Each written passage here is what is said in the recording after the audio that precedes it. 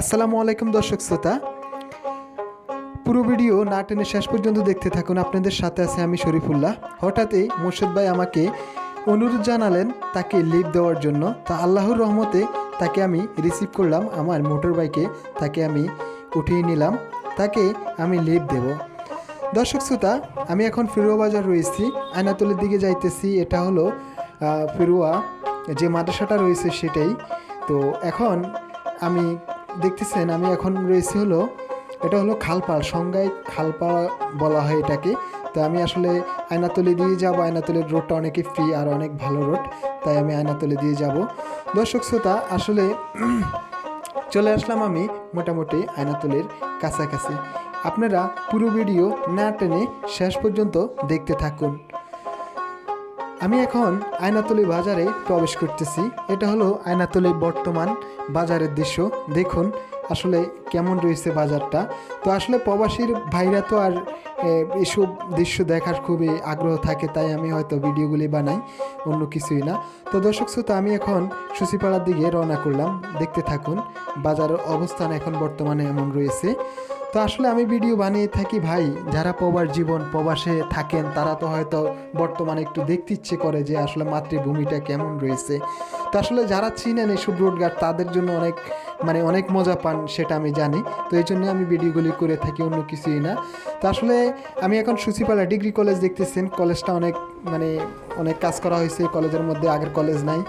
তো এখন আমি সুচিপাড়া প্রবেশ করতেছি, আপনারা সাথেই থাকুন।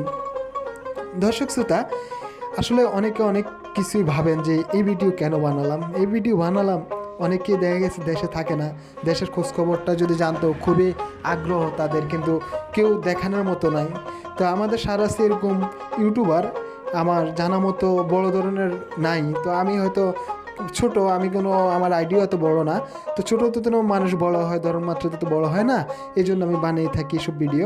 এটা হলো সুচিপাড়া মধ্যবাজার, এটা হলো সিএনজি স্ট্যান্ড সুচিপাড়া রয়েছে। তো আসলে আমি দেখতেছেন এটা হলো সুচিপাড়া সিএনজি স্ট্যান্ড বলা হয় এটাকে। তো এখন বর্তমানে এমন রয়েছে। আসলে আমি এখন সুচিপাড়া পার হয়ে কালীবাড়ির দিকে রওনা করলাম। সম্পূর্ণ ভিডিও দেখতে থাকুন না টেনে শেষ পর্যন্ত। দর্শক শ্রোতা, আসলে আমি শেষ মাথা চলে এসেছি। এটা অর্থাৎ আপনার সুচিপাড়া উত্তর মাথা বলা হয় আর কি, এটাকে উত্তর মাথা, যেটা উত্তর বাজারের উত্তর মাথা এটা। তো আসলে চলে আসলাম, এটা ডাকাতিয়া নদীর উপরে অবস্থিত একটি ব্রিজ।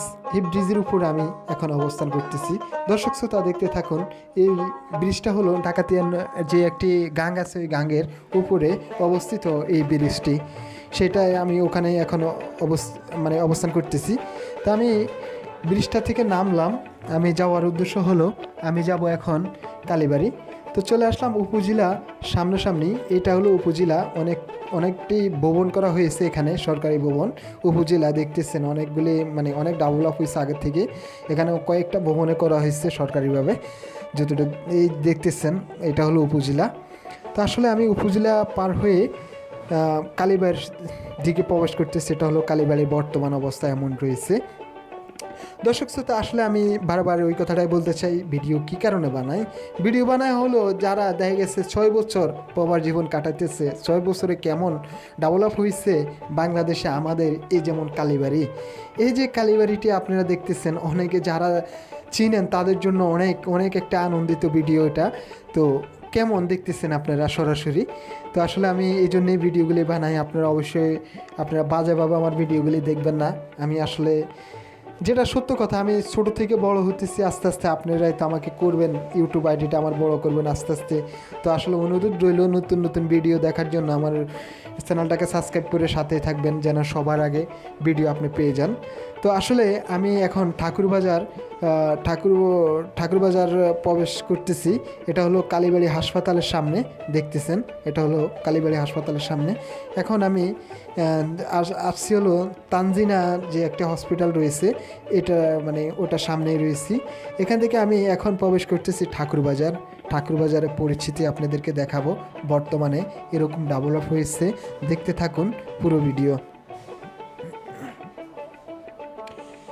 দর্শক শ্রোতা, আমি এখন ঠাকুরবাজার মধ্যবাজার রয়েছি। এটা হলো ঠাকুরবাজার। তো আসলে ঠাকুরবাজারে হালকা একটু জামে পড়ছি। এটাকে জাম বলা হয় না, এরপরেও মানে বাজার হিসেবে একটু জামে পড়ে গেছি। তো আসলে আমি এখন ওখানে অবস্থান করতেছি ঠাকুরবাজার। আমার উদ্দেশ্য হলো আমি হাজীগঞ্জ পর্যন্ত আপনাদেরকে দেখাবো। তা আসলে চললাম, আল্লাহর রহমতে চলে আসলাম আমি ঠাকুরবাজারে। দর্শক শ্রোতা, আসলে একটু জেমে পড়ে গেলাম, কিছুই করার নাই। তো আসলে চলে আসলাম, এটা হলো দোয়াবাঙ্গা ডেভেলপ কেমন হয়েছে সেটা আপনারা নিজ চোখেই দেখুন। এটা হলো দোয়াবাঙ্গা সিএনজি স্ট্যান্ড। আমি যাব হাজীগঞ্জ রোডে। আমি এখন হাজীগঞ্জ রোডে ঢুকবো, অর্থাৎ ওই স্ট্যান্ড থেকে পশ্চিম দিকে হাজীগঞ্জ রোড।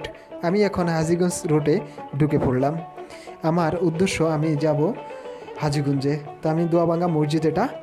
তো চললাম, দেখুন পুরো রাস্তা জুড়ে আপনাদেরকে দেখানোর চেষ্টা। আসলে হাজীগঞ্জের পরিস্থিতিটা কেমন সেটাও আমি আপনাদেরকে দেখাবো। দেখুন রোডটা কেমন, আমার কাছে অনেকটা ভালো লেগেছে। রোডটা অনেকে ফ্রেশ, দেখতে থাকুন দর্শক শ্রোতা। আসলে আমার ভিডিওগুলি কেমন হয় জানি না, তবে সবসময় ভালো করতে চেষ্টা করি ভিডিওগুলি। এটা হলো ওয়ারুক বাজার, আমি প্রবেশ করতেছি। দর্শক শ্রোতা দেখতে থাকুন, এটা হলো ওয়ারুক বাজার। আমি এখন ওয়ারুক বাজার প্রবেশ করলাম। ওয়ারুকের এখন এই পরিস্থিতি দেখুন। ওয়ারুক বাজারে আমি এখন অবস্থান করতেছি। এটাই হলো ওয়ারুক বাজার, অর্থাৎ দোয়াবাঙ্গার পরে যে বাজারটা রয়েছে সেটা হলো ওয়ারুক বাজার। আপনারা যারা চিনেন তাদেরকে তো আসলে যারা চিনেন না তাদের জন্য আমি হয়তো সব কিছু খুলে বলি। আপনারা আবার মাইন্ডে আমার ভিডিওটি কখনো দেখবেন না। আমি আসলে যা কিছু করি ছোট তো ভাই, আস্তে আস্তে না বড় হব, আর বড় হওয়াটাই আসলে আমার জন্য জরুরি। আস্তে আস্তেই তো মানুষ বড় হয়, আমি এখনও ছোট। তো আসলে আমার আইডিয়া ছোট। আমি এখন হাজীগঞ্জ চলে আসলাম। এটা হলো হাজীগঞ্জ, যেই বড় গেটটা রয়েছে হাজীগঞ্জ মসজিদের, সেইটাই দেখানোর চেষ্টা করলাম। তো আসলে এটা আমি হাজীগঞ্জ বাজারে আসার উদ্দেশ্য হলো সেটা আপনাদেরকে দেখাবো যে আসলে বাজারের কী পরিস্থিতি বর্তমান, কেমন ডেভেলপ হয়েছে। আপনারা যারা জানেন না, যারা অনেক দিন হয়েছে, যেমন 5 বছর 6 বছর প্রবাস জীবন কাটাচ্ছেন, তারা দেখেন না এসব দৃশ্য। তা আমি দেখাবো, এই কারণে আমি ভিডিওটা করলাম। এটা হলো হাজীগঞ্জ মসজিদের সামনের যেই পূর্ব সাইডে মসজিদ মার্কেট যাকে বলা হয়, এটাই হলো সেই মসজিদ মার্কেট। তো আসলে আমি অর্থাৎ আপনার যেই হাজীগঞ্জ বড় মসজিদ রয়েছে, বড় মসজিদের পূর্ব পাশ দিয়ে আমি প্রবেশ করলাম। আমি যাব, আমার উদ্দেশ্য হলো সেটা হলো আমি এখন গাড়ি পার্কিং করার জন্য যাব, মোটর বাইক। হয়তো এটা মসজিদ কমিটি থেকে একটি জায়গা নির্ধারণ করা হয়েছে, সেই জায়গায় সব মোটর বাইক রাখে। আর এই তো এক ভাই আছে, এই ভাইরা আমি 20 টাকা দিলাম, একটা রিসিপ্ট নিলাম। অর্থাৎ ওই পার্কিং করার জন্য 20 টাকা দিতে হয়। তো আমি আসলে 20 টাকা না 50 টাকা হলেও দিলে গায়ে বাজবে না, যেহেতু হাজীগঞ্জ মসজিদ। তো আসলে এটাই হলো বড় কথা, 20 টাকা বড় কথা না। তো আমি দেখতেছেন আমার গাড়ির অ্যাড্রেস কিংবা আমার ফোন নাম্বার রেখে দিতেছে তারা। অর্থাৎ আমার গাড়ি যেন চুরি হওয়ার সম্ভাবনা না থাকে, তারা চেক দিবে। অর্থাৎ স্লিপ না হলে গাড়ি দিবে না। তো আসলে এই কারণে আমার ফোন নাম্বারটা দেওয়া এখানে। তো আসলে এই রিসিপ্টটা আমাকে এখন দিয়ে দিতেছে, আপনারা দেখতেছেন। আমি 20 টাকা দিয়ে রিসিপ্টটা নিলাম।